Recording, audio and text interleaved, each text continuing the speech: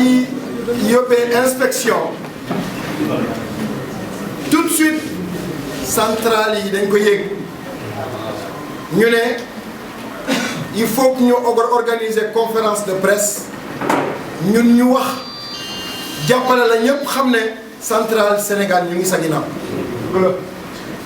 loolu waral organisation conférence de presse.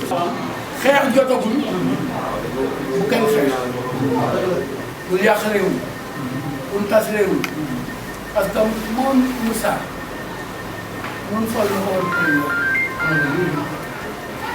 président lañ fal mu jël ci pouvoir am jox ko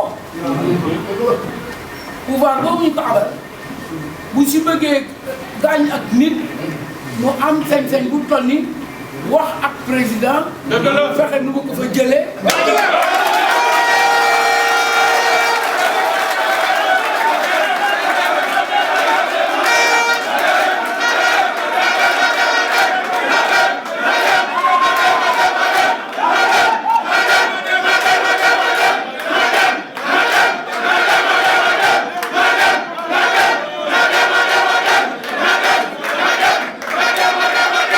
camarades secrétaires généraux des centrales,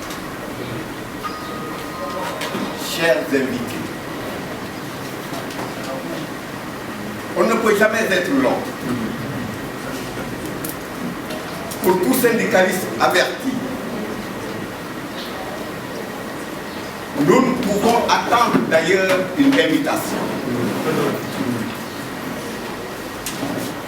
Car ce combat est au-delà justement des indiques. Le monde du travail tout entier, c'est le Sénégal, les travailleurs sénégalais. Aujourd'hui, c'est grâce à l'unité, à la cohésion et à la vigilance des travailleurs que Dakar Dem Dikk n'a pas connu le même sort que la SOTRAC et de la RTS.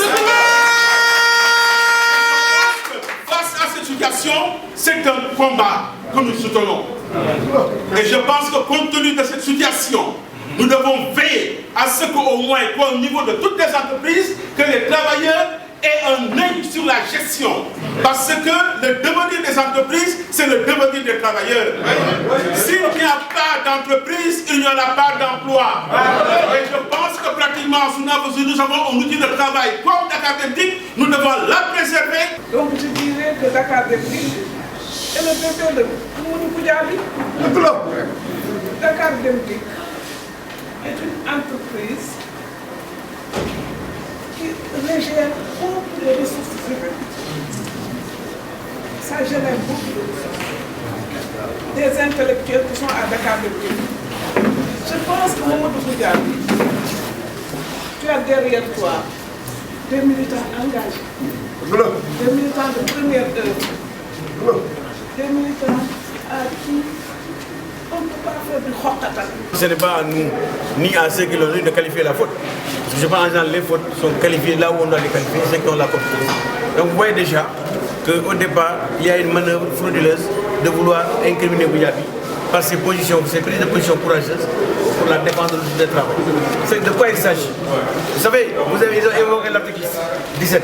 Nous avons évoqué, le camarade Bawadjam tout à l'heure l'a fait, l'article 5 du Code du travail, qui est très clair dans la manière de communiquer au sein de l'entreprise, le droit à l'opinion, le respect des opinions dans l'entreprise. Donc je crois qu'aujourd'hui, ce qui se passe, c'est que c'est une tentative d'intimidation. Un responsable syndical qu'il est, et nous, centrales syndicales, nous pouvons rester indifférents, parce que c'est un délégué du personnel en plus. Donc, son licenciement est subordonné à une autorisation de licenciement.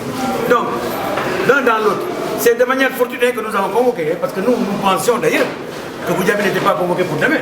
Parce que ça nous a surpris qu'il soit convoqué immédiatement. Donc nous avons l'impression qu'il y a un plan qui est en préparation de liquidation de M. Goudiaby. Et c'est la raison pour laquelle nous apprécions à sa juste valeur et nous mettons en garde contre toute forfaiture. Nous sommes des républicains, nous sommes pour le respect de la loi. Ce n'est pas nous qui allons les premiers violer la loi. Mais nous n'accepterons pas qu'on utilise la loi pour régler des comptes qui n'ont rien à voir avec le travail. C'est pourquoi nous sommes là. Et je parle des secrétaires généraux qui sont là. D'autres ne devraient plus être là aujourd'hui. Ils ont dit que dans les jours et semaines à venir, ils sont là. Et d'ailleurs, demain, la mobilisation qui est là va accompagner Goudiaby à l'expression du travail. Et c'est pour apprécier la conduite à tenir après. Parce que nous considérons aujourd'hui que ce n'est pas le moment, au moment où l'entreprise est en difficulté, où il y a des problèmes, où dans le pays, on parle de gestion vertueuse, que Goudiaby évoque la gestion vertueuse et comment il coupe sa tête. Dans quel pays sommes-nous? Mais dites-nous, de quel péché Goudiaby est-il responsable et tout coupable? Il évoque la gestion vertueuse. Il demande même que l'entreprise soit appuyée, qu'on défende l'outil de travail. Mais je pense qu'il n'y a pas meilleur avocat pour Goudiaby. Maintenant, s'il y a d'autres considérations derrière, nous apprécierons. Donc c'est pourquoi nous interpellons les autorités, le ministre du Travail, chargé de l'administration du travail, le Premier ministre et le Président de la République pour véritablement que force reste la loi dans notre pays. Nous sommes un pays de paix, nous sommes des hommes de paix, nous voulons que dans le cadre du dialogue social, que tout le monde se mette à contribution pour redresser cette entreprise qui est malade. Malade, n'est-ce pas, des incompétents qu'on nous envoie à longueur d'année pour vraiment gérer cette entreprise. Parce qu'il faut qu'on en parle aussi. De quoi a-t-il peur? Un document de finance, un document qui parle de gestion. Vous dites qu'on n'en parle pas. Mais alors, où est-ce qu'on doit en parler? C'est ça la question. Donc nous, c'est simplement cela qui est là. Et nous ne tremblons pas. Parce que vous savez, nous sommes engagés et déterminés. Mais ce n'est pas une pression de mettre sur... Ce n'est pas une question de pression. Comme je vous l'ai dit, Goudiaby est venu me voir vendredi pour me parler de la conférence de presse. Et entre là, chez moi, il a reçu le coup de fil qu'il a la convocation. C'est bizarre. Donc je crois qu'il y a quelque chose qui se prépare, mais on ne tremble pas. Nous faisons confiance à l'administration du travail. Nous remercions, nous félicitons en tout cas l'administration du travail pour son rôle qu'elle joue, pour son courage aussi. Parce que devant la forfaiture, elle a toujours su prendre ses responsabilités. Et nous pensons que ce sera le cas mardi, demain. Et comme je vous l'ai dit, pour le moment, vous n'avez pas entendu de menaces de grève, vous n'avez pas entendu de quoi que ce soit. Nous avons simplement mis en garde. Parce que nous estimons qu'il est temps qu'on arrête. Ceux qui veulent user de leur position pour régler des comptes n'ont qu'à avoir de courage.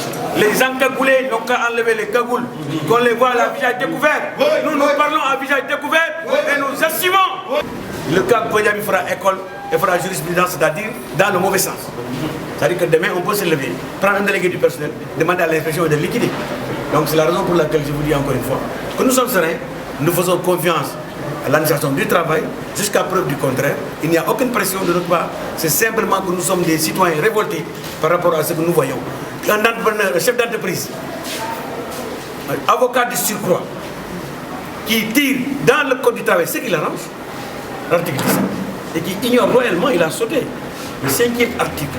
Je lui demande, avocat qu'il est, n'est-ce pas, d'aller le consulter tranquillement. Peut-être que la nuit porte conseil et que demain, vraiment, il fera jour. Je vous remercie.